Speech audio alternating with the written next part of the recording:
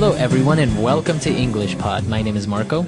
My name is Catherine, and Marco, I can tell you right now, I'm already hungry just thinking about our lesson today. That's right. Today we have another food lesson. Our world cuisine lesson for today is all about Mexican food. Okay, Mexican food comes from the country Mexico, but also parts of the United States, like Texas have something called Tex-Mex. So right. You're going to hear a lot about these kinds of foods there. Let's check out today's dialogue.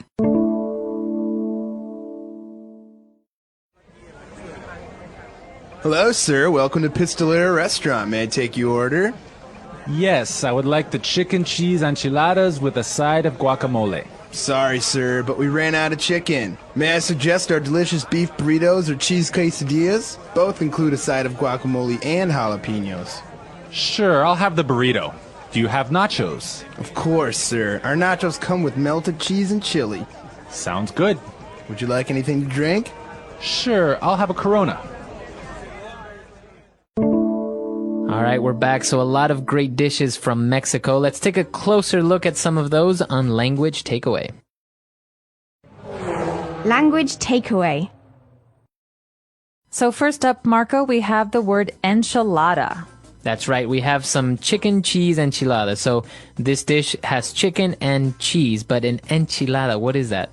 Okay, so it's basically a wrap that is covered in cheese, right? That's right. So it has a base of a flour tortilla. So a tortilla is like a wrap, as you said. Let's consider it as flat bread. Very thin. Very thin. And it rolls up and it's covered with cheese and inside it has chicken. Very, very good. That's right. And just a warning, you're going to hear me say the American pronunciation, enchilada, and you're going to hear Marco say a more appropriate. A little bit with a more Hispanic accent to it. That's right. So the second one we've got is guacamole. Guacamole. That's right. We say guacamole. And this is from the avocado fruit. That's right. Avocados are green fruits. They have a skin. So you take the skin off and you usually mix guacamole with other ingredients. Right. It has a little bit of lemon, onion, tomato. Maybe a little spice. Yes. Really good stuff. So, yeah, it comes from that fruit that you said, and it's kind of like a paste, right? It's something that we often use as a dip. So I can dip my potato chips or my tortilla chips in it, or I can use it as a sauce. All right, very good. And our next and probably one of the most popular dishes in the Mexican cuisine world is a beef burrito. Burrito. So a burrito is another kind of wrap. We have a tortilla, like you said earlier. And inside there are many different things. So usually some rice and some beans and some meat, maybe beef or chicken. That's right. So consider it kind of like a sandwich, more or less. But in a blanket instead of in bread. Exactly, in a blanket. And then also we have cheese quesadillas. Now also these are made from the same blanket of tortilla. That's right. So this thin tortilla, this flour tortilla, is put on top and on bottom, and inside you have some cheese, some melted cheese, or other times you can have cheese and chicken, and usually you find it's a circle, but it's cut into 4 pieces, so it looks like pieces of a pie. That's right. And actually what you do is you heat it up in a pan so the cheese inside melts, and it's very, very delicious. It is. And sometimes you have this with a side of jalapeno. Okay, this is some type of vegetable, I would guess. It's a pepper. It's a pepper. Right. So this is a very, very spicy pepper that people often use to make things taste hot. That's right. So you can see them. They're usually green. And they're very, very spicy. So if you bite into one, it'll burn your mouth. It will. And sometimes people like to put these on our next dish. What's the next dish, Marco? We have some nachos. Okay, this is a classic Tex-Mex dish, like I was saying. So a lot of Americans love to eat this. And nachos are basically a plate of tortilla chips with what on top? Usually it has melted cheese and maybe some chili, like we see in the dialogue. So it will kind of just consider a plate full of these chips. They look like potato chips, but they're made out of flour. And on top, a lot of cheese and maybe some meat or some chili on top. And Americans also like to put sour cream on top. Oh, yes. Sour cream is very popular on this dish. So a lot of dishes, these are probably the most popular ones that you can find at most Mexican restaurants and also in Tex-Mex style cuisine. So why don't we take another look at everything, and we'll be back in a bit with Fluency Builder.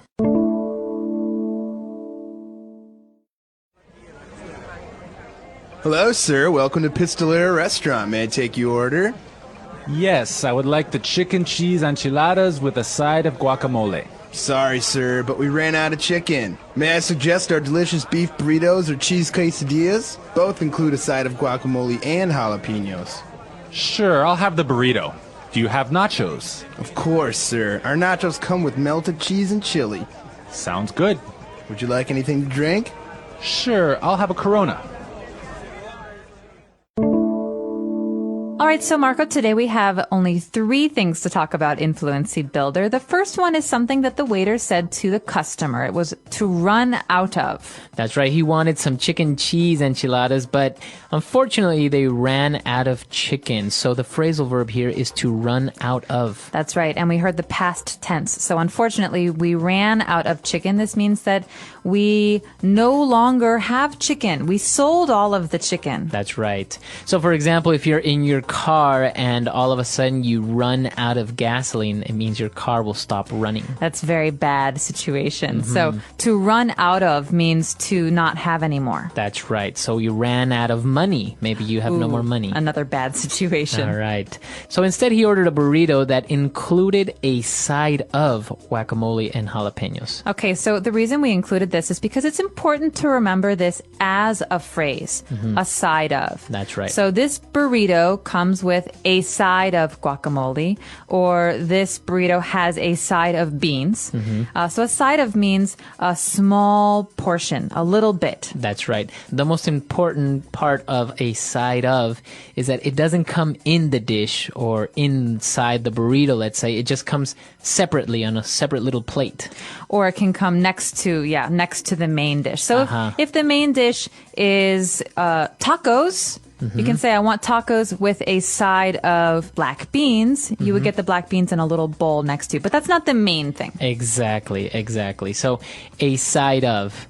Now, for our last phrase, when we talked about the nachos, they came with melted cheese and chili. So what do we mean by they come with melted cheese and chili? Okay, so this verb to come with means that they have as a part of the dish. So this is not a side. Right. Not like before when we were talking about a side of. This means that in the case of nachos, the nachos have on them, on top, cheese and chili. That's right. So sometimes if you go to McDonald's and you buy a meal, you get a burger, and the burger comes with French fries and a Coke included in the meal. Or you can say, unfortunately, this meal does not come with a drink, so you have to order the drink extra. That's right.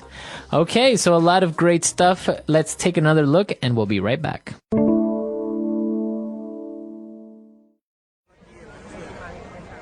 Hello, sir. Welcome to Pistolera Restaurant. May I take your order? Yes, I would like the chicken cheese enchiladas with a side of guacamole. Sorry, sir, but we ran out of chicken. May I suggest our delicious beef burritos or cheese quesadillas? Both include a side of guacamole and jalapenos. Sure, I'll have the burrito. Do you have nachos? Of course, sir. Our nachos come with melted cheese and chili. Sounds good.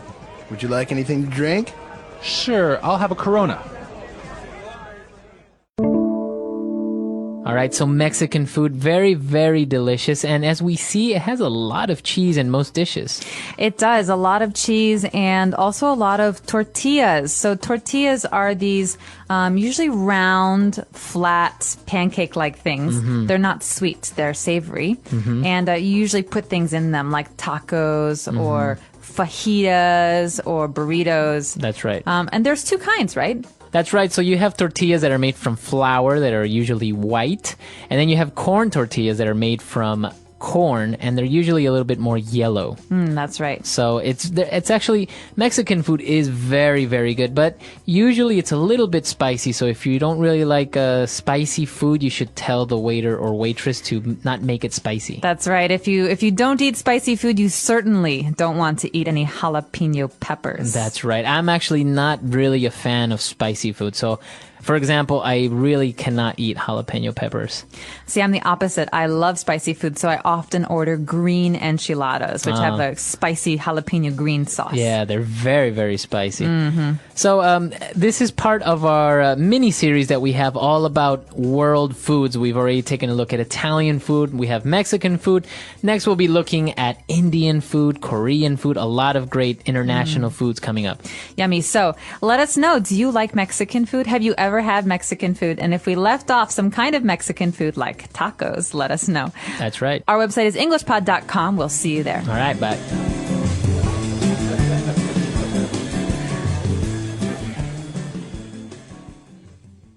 The history of Mexican food.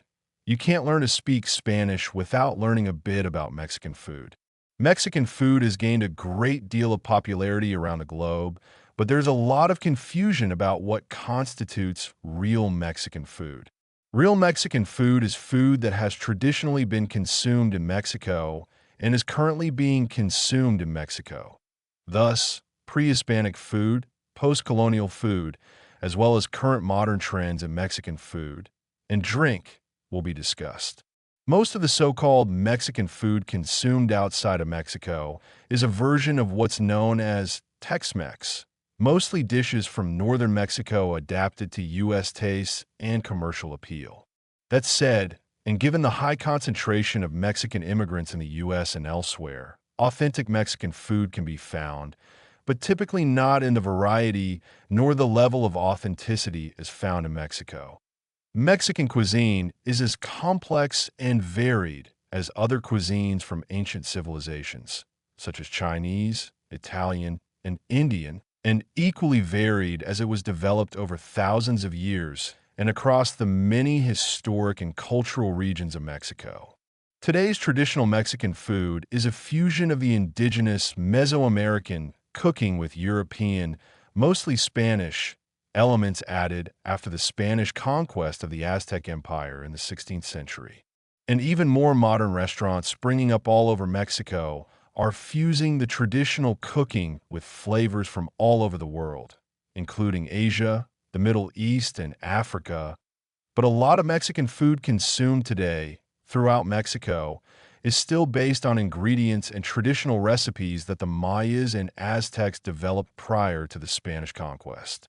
Indigenous staples included corn, beans, avocados, tomatoes, and chili peppers. In fact, the chili pepper has been a staple ingredient in Mexican recipes for thousands of years and continues to be considered not only a staple, but an important part of the Mexican identity. Many Mexicans feel that food without chili, whether included in the dish or on the side as a condiment, they really don't consider it food. In addition to the staples such as corn and chili peppers, other native ingredients included squashes, cocoa, and vanilla, as well as rare ingredients like edible flowers and vegetables unique to Mexico, like huazental and papaloquelite, or small avocados whose skin is edible. Corn was traditionally prepared by drying, treating with lye, and then grinding into a dough called masa, a process that dates back to more than 1000 BC. While there are many ways to consume the masa, the most common then and now is in the form of the tortilla, which accompanies every dish. The tortilla is essentially an edible spoon, ripped up and used like naan in India to scoop up the food. Or, when the food is properly placed in the tortilla and the tortilla is kept intact, you have the ubiquitous taco. When the Spanish arrived, the Aztecs had sophisticated agricultural techniques that allowed them to expand an empire throughout the central part of Mexico. Their diet was still rather low in protein, however, due to the scarcity of meat. Beans were an important source of protein, as were domesticated turkeys. Insects such as grasshoppers and ant larvae, still a delicacy in local restaurants. Iguanas and turtle eggs on the coastlines. Post-colonization, the Spanish introduced a variety of staples and cooking techniques, themselves influenced by 8 centuries of Arab rule. They brought olive oil, rice, onions, garlic, oregano, coriander, cinnamon, cloves, and many other herbs and spices. But more importantly, they brought domesticated animals such as pigs, cows, chickens, goats, and sheep for both meat and milk, raising the protein consumption of the locals. And cheese became the most important dairy product, while the most important cooking technique the Spanish introduced was frying. The modern Mexican food began to develop with this fusion of indigenous and Spanish ingredients and cooking techniques. Mexican food maintained its base of corn, beans, and chili peppers, but many different combinations of meats and sauces became prevalent.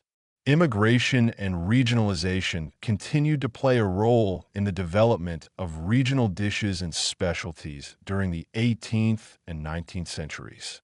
Immigrants in the 19th century included French, Lebanese, German, Chinese, and Italian, all of whom had some influence on the food. French food became popular with the upper classes, as did European-style breads and sweets, which can be found in Mexican bakeries today. The Germans brought beer brewing techniques, and the Chinese opened restaurants in certain areas of the country. Mexican food became less dependent on cooking techniques than on regionalization and popular traditions. Regionalization of cuisines in modern Mexico, foods from the many diverse regions can be found in the major cities and tourist destinations, especially in Mexico City. But regional specialties and traditions are still very prevalent, based on historical and cultural development as well as on geography. Mexican cuisine is an important aspect of the culture, social structure, and popular traditions all over Mexico. The cuisine of the Gulf state of Veracruz is a mix of indigenous, Spanish, and Afro-Mexican, due to the slave trading routes in the Caribbean and the importance of the port of Veracruz over several centuries. With its proximity to the Gulf of Mexico and over 40 rivers running through the state, Veracruz has an ample and varied supply of fish and seafood, which is combined with Spanish herbs and chili peppers to create dishes such as Huachinango a la Veracruzana, the most popular red snapper dish. The African influence can be seen in the use of peanuts and other ingredients such as plantains, yucca, and sweet potatoes, and rice is more prevalent in Veracruz than is corn. There's also an abundance of tropical fruits that are incorporated into the food and drink in the southwestern state of Oaxaca. The indigenous foods remained intact, although Spanish cooking was also adapted by the local people. The state has a wide variety of ecosystems with vegetables grown in the Central Valley, seafood abundant on the coast, and a great deal of tropical fruit from the areas close to Veracruz. One of the major features of Oaxacan cuisine are the 7 different varieties of mole, the complex sauce with often over 30 ingredients, including both chocolate and chili peppers. Corn remains a staple in the region, not only for tortillas, but also to make empanadas and multiple varieties of tamales. And black bean soup is another favorite. Add to this list the many varieties of chili peppers cultivated, and you will find one of the best gastronomical experiences in Mexico in Oaxaca. Northern Mexico, namely the states of Sonora and Chihuahua, was less populated due to the arid climate, but the Europeans discovered the region to be well suited to raising cattle, goats, and sheep. Beef is especially popular, and the favorite cooking of the ranch culture that developed is grilling, typically by men. Flour was also more prevalent than corn, hence the popularity of the flour tortillas both in northern Mexico and in the southwestern U.S. This gave rise to the burro or burrito, a large flour tortilla filled with meat, rice, beans, guacamole, and chili peppers. Don't ask for a burrito in Mexico City. The ranch culture also prompted cheese production. But in general, the cuisine in the north is not nearly as varied as in the south, due to the arid environment that relied on more food preservation techniques than in the south. The cuisine found in the Yucatan Peninsula is different from the rest of the country as it's based primarily on Mayan food with influences from the Caribbean, Central Mexican, European, especially French, and Middle Eastern cuisine. It is still based on corn as a staple, but with different spices, such as annatto seed, called achiote in Spanish. The food is flavored with paste from achiote or a mixture of habanero chili and charcoal, both used on chicken and pork. The best-known dish from the region is based on a red paste and is called cochinita pibil. Cochinita is pork and pibil is the cooking method in which foods are wrapped in banana leaves and cooked in a pit oven. Yucatan cooking also relies heavily on tropical fruits, such as tamarind, plums, mamey, avocados, and bitter oranges, the later used in the region's salsas. And from the coastal areas come several seafood dishes based on local fish that is fried and served with spicy salsas. Conch fillet, usually served raw and marinated in lime juice, is common, as are coconut-flavored shrimp and lagoon snails. Another important region for cuisine is Western Mexico, especially the states of Michoacán, Jalisco, and Colima. The cuisine of Michoacán is heavily influenced by the native Purépecha culture, which is still prevalent in the region. There are many lakes and rivers, thus they eat a great deal of fresh fish. Corn is still a staple, but in various forms, including many varieties of exotic tamales. The Spanish brought rice, pork, and spices, which contributed to the creation of a hugely popular dish called carnitas, or fried pork that is now found throughout Mexico and beyond. The cuisine from Jalisco and Colima includes many popular Mexican dishes such as birria, a spicy dish made from goat or mutton, chilea, menudo, and many pork dishes. An important street food is the torta, which is a Mexican sandwich. Torta, in other Spanish-speaking countries, means a desert cake. The torta ahogada, literally drowned torta, is soaked in a red chili sauce. Pozole, a famous hominy stew, comes from the town of Tonala, close to the gastronomic and cultural center of Guadalajara. Mexico's second largest city and the state of Jalisco are known for many things Mexican, such as mariachis, charros, or Mexican cowboys, and perhaps the most famous on a global scale, tequila. Tequila, mezcal, beer, and wine tequila is produced mainly in the state of Jalisco and made only from the blue agave plant, primarily in the area surrounding the city of Tequila, about 40 miles from Guadalajara, as well as in the area in Jalisco known as Los Altos. Tequila is technically a type of mezcal, with the difference being in the production in that tequila must use only the blue agave plant, while other mezcals can be made from any kind of agave. Tequila is typically sipped in Mexico and served neat with salt and lime or with la bandera, Mexican flag, which consists of shot glasses of lime juice, a spicy tomato juice called sangrita, and salt green, red, and white, the colors of the Mexican flag. Over 300 million blue agave plants are harvested near the town of Tequila each year, and tequila is exported all over the world, with the U.S. being the largest importer. Tequila was first produced in the 16th century, with mass production beginning around 1600 at the first factory in what is now the state of Jalisco. Spain's King Carlos IV granted the Cuervo family the first license to commercially make tequila, and Don Zenobio Sauza, founder of Sauza Tequila, was the first to export tequila to the United States in the late 1800s. Mexican laws state that tequila can only be produced in the state of Jalisco and limited municipalities in the states of Guanajuato, Michoacán, Nayarit, and Tamaulipas. Tequila is recognized as a Mexican designation of origin product in more than 40 countries and is protected through NAFTA in Canada and the United States, as well through bilateral agreements with individual countries, such as Japan and Israel. And tequila has been a protected designation of origin product in the constituent countries of the European Union since 1997 for decades. Mezcal had the distinction of being the bottle with the worm in it and little more. Those days are over, and people are flocking to the state of Oaxaca to try the many varieties and strike deals with the producers to import primarily into the United States. Demand for mezcal is growing, and it is now Mexico's third largest alcoholic export, behind beer and tequila. Unlike tequila, that is made from only one strain of agave, mezcal can be made from any variety, of which there are 52 in the state of Oaxaca alone.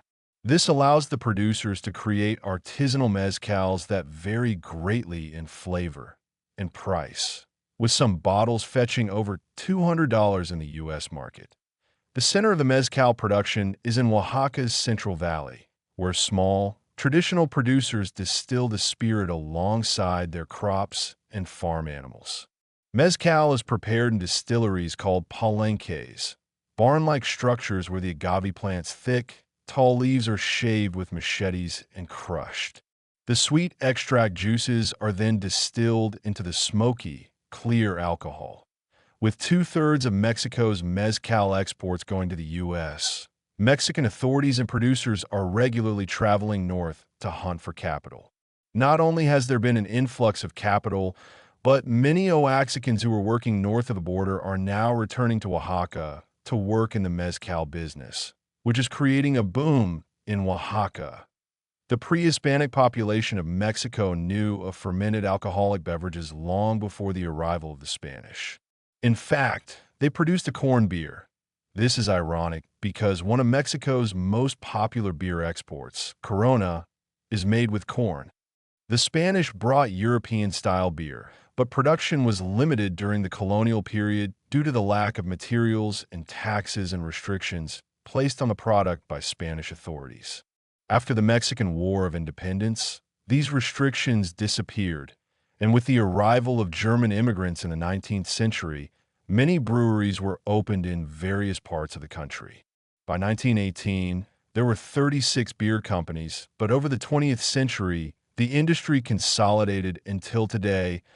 Only two corporations, Grupo Modelo and FEMSA, control 90% of the Mexican beer market.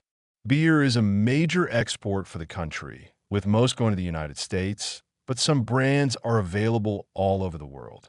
A few recommended beers to sample while in Mexico include Victoria, Corona, Dos Equis Amber, Negra Modelo, and Bohemia. Mexican wine production, it may be surprising, but Mexico has developed a thriving wine industry for both local consumption as well as export, although they produce only 20 million liters of wine per year compared to the U.S., which produces 3 billion liters. And interestingly, the newest wine frontier is also America's oldest, dating back to 1524 and the Spanish conquest of the Aztecs, when Hernán Cortés received orders to plant grapevines for the crown of Spain, several decades before the planting of grapes in Chile and Argentina. Mexico has over 100,000 acres of vineyards, but most of these are devoted to brandy production. Mexico is the third largest producer of brandy in the world. The Guadalupe Valley in Baja California, between Ensenada and Tecate, is the center of Mexico's fine wine production, and today the region boasts over 50 wineries. Wine production here was actually started by the Catholic missions, first the Jesuits and then the Dominicans from the early 1700s through late into the next century. In the late 19th century, the Moluccans, who were Christian Russian refugees, arrived in the Guadalupe Valley and began growing wine grapes. They were farmers escaping persecution from a czar and brought with them modern farming and winemaking practices. Today, Baja California produces 90% of the wine in Mexico, with the quality greatly improving over the past 40 years. The combination of high-altitude vineyards and the cooling effects of winds and fogs from the Pacific have allowed grapes to thrive. Baja wines tend to be deeply colored and full-bodied.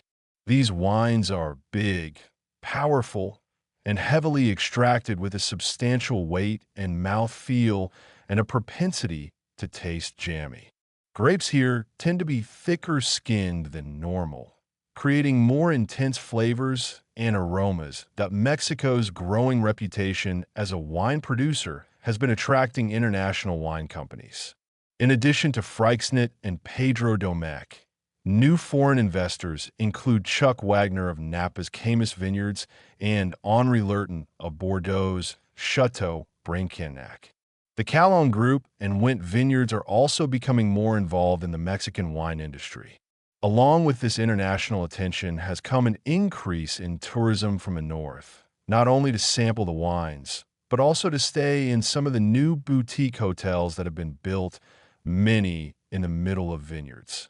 Another attraction are the restaurants that have sprung up in the region, many serving farm to table and with what is known as Bas Mediterranean flavors, a cuisine that has emerged from the region and is now influencing the gastronomic scene of Tijuana and even San Diego.